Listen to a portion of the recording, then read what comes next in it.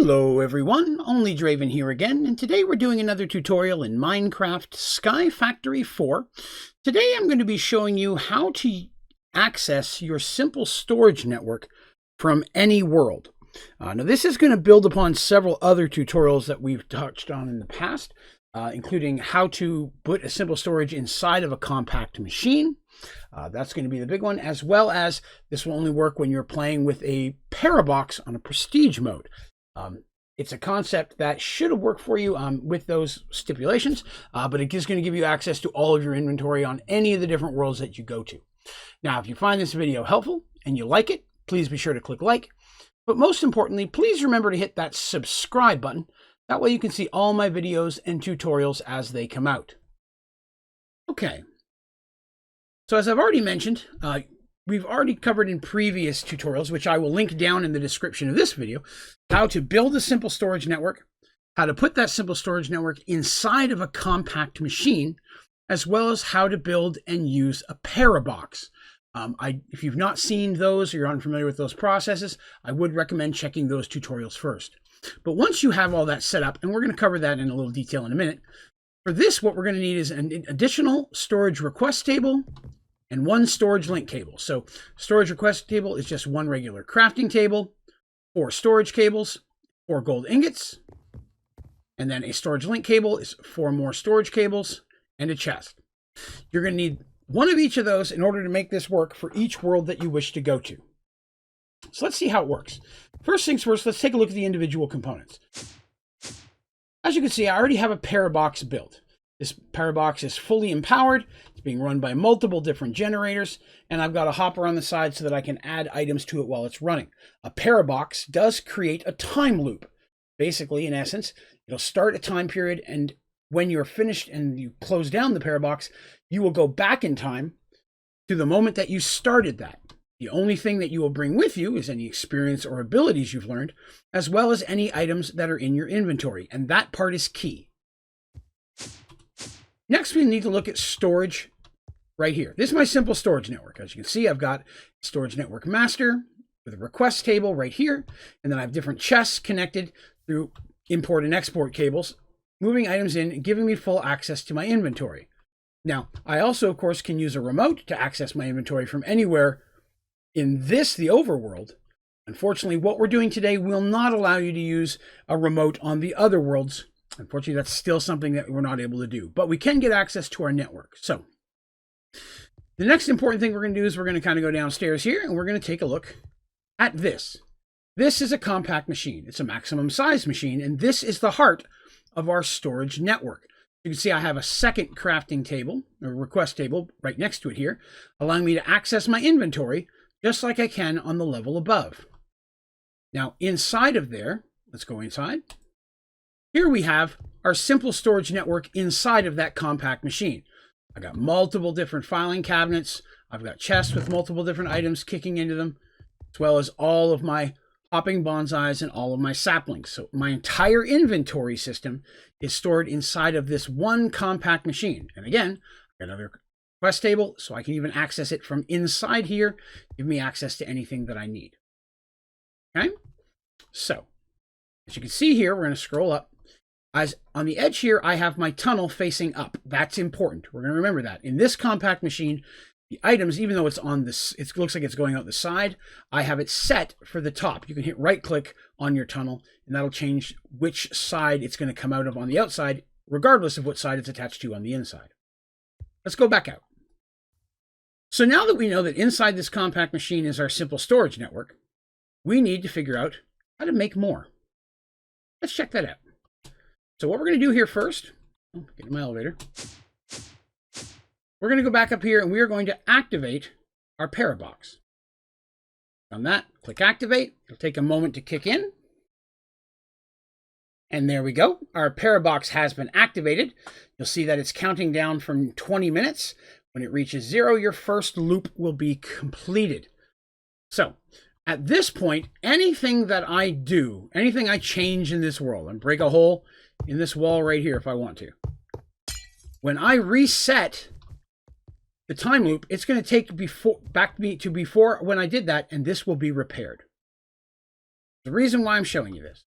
So here we are again, looking at our compact machine. Now, as I mentioned before, any changes that I make to this outer world or any world during this time loop will be reset when I turn off my Parabox, with the exception of any skills that I may have learned, say, as an android, or any items that I was to take out and put into my own personal inventory will come back with me, in essence, duplicating them. Let's just take a look at that. Right here, I have one advanced fluid tank. Take that out, I put it in my inventory, now there are none. When I reset my Parabox, I'll go back to a time period when there was one in there. So there will still be one inside of that inventory, yet the one that I have in my own personal inventory will still be there. Placing it inside will give me 2. I've now doubled the amount of items. This is a great way of duplicating things that are hard to make. Using the Parabox, each time you reset, you're doubling the amount of that item that you have. As long as you remember to leave it out of your personal inventory before you start the Parabox, and then take it back into your inventory during the time loop. The reason I mention that is we're going to go ahead and break this. Now that I have broken my compact machine with my simple storage in it, I'm going to go ahead and go back up to my Parabox, and I'm going to either wait till the 20 minutes are over, or I, of course, can put the different items, in this situation, singularities that it needs into it to speed up the process. I'm going to go ahead and jump ahead to that. Okay, so now as you can see, there's only a minute or so left. I'm going to go ahead and open up this hopper and drop this last diamond singularity in. And there we go. It lets me know that I've received 3 prestige points, and we've now begun the next loop. I'm going to right-click and then turn the loop off, which is going to shut the game off and kick me out. Once that happens, I'm going to load back into the game.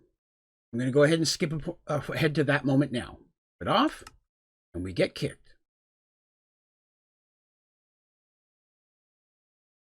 All right, and now we're back into the game.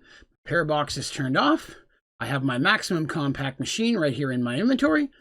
I go over here and we go down. We'll see that our original compact machine is right back where it was to begin with before we started the Parabox, and all of our inventory is available. So this is where now we have a second compact machine. Now it's important to note that when you open up, I'm in creative, that's why I made a duplicate there. But when you do this and you make a duplicate of that compact machine, you are not making a separate inventory. You're not at all. What you're doing is basically creating another doorway or portal into the internal space that is inside that compact machine. So making a separate one, setting it down, and you had 1 million of an item in here does not give you 2 million in 2 separate things. The changes that you make inside one of these compact machines will affect the inside of the other one as well. Go ahead and break that now. So we're going to go ahead and we're going to pick a world. Let's see. We will do Twilight. No, let's go to the end. There we go. Let's go to the end. Here we are in the end. I've been here before, so you can see there's a little bit of, already done a little bit of digging here, but we have our end space. So we're here, and of course, right now, if we were to whip out our remote, it doesn't access the inventory system because that's back on another world. So here's what we're going to do. We're going to go in here, build this little space, right? What I'm going to do is I'm going to just go ahead and right next to it, I'm going to set down my compact machine. And then we're going to go ahead and grab ourselves a storage quest table and one of our storage links. Now I'm going to go ahead and I'm going to put this here. I'm going to connect my storage link cable, connecting this other one I have now, this new compact machine, the duplicate that I made. And when I click on my crafting table, I now have access to everything that is in the original compact machine on another world. So I can build one of these on every world, or even multiple of them. I can have a base on every world if I wanted to. And wherever I am, I can access my inventory system. Now, again, the reason the remote will not work is the remote syncs to the controller which you can only have one on any individual system. If I was to put another controller block connected to any of these, it would literally just break and fall down because you can't have more than one on any simple storage network. So without a controller block, it's not possible to sync the remote to the one on this world, and the remote can't go back to the overworld or another zone. I've also even tried putting a controller block inside the compact machine, but unfortunately the remote will not operate across that barrier either. So at this point, there's no way to have a remote on the other worlds and access your inventory, but you can still access your inventory here, which is great if you have a lot of stuff you want to drop it off, or you want to have a central place on one of these other worlds to build from or start from, and you don't want to have to keep going back to the older world to get your stuff. All right, let's head on back home, finish up. And now we're back. So using the steps we've shown today and building upon previous tutorials, we now have a way to access our compact simple storage anywhere that we want to go. In fact, we could even carry the storage link cable, storage request table, and our maximum compact machine in our inventory, setting it down and combining those pieces together to access our inventory from any point in any location. So that way we don't have to use a remote, and we can clean out our inventories and such without having to always come back to the overworld. So a handy little process to have. Now, if you have any questions about this tutorial or any of my tutorials, please be sure to put those down in the comments, and I'll do my best to get back with you as quickly as I can. You can also put in any recommendations or suggestions you may have for other tutorials that you'd like to see in Sky Factory 4. I'm always looking for new ideas. You can also go to my website, OnlydravenGaming.com, and there, you can also, down at the bottom of the homepage, submit feedback, questions, or recommendations.